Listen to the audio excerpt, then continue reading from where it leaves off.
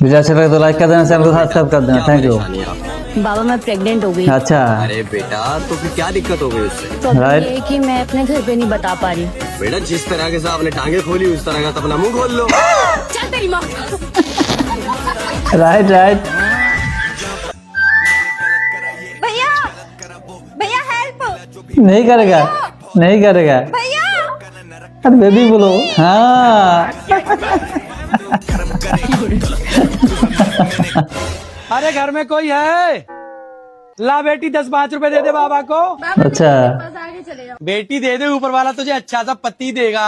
पति तो बच गया अपनी लैला का, बस तो हाथ छोड़ गया बाबा। तो बेटा दे दे, तेरे कारोबार में तरक्की होगी। राइट। खानदान कर्ज में है बाबा। अब बोलो।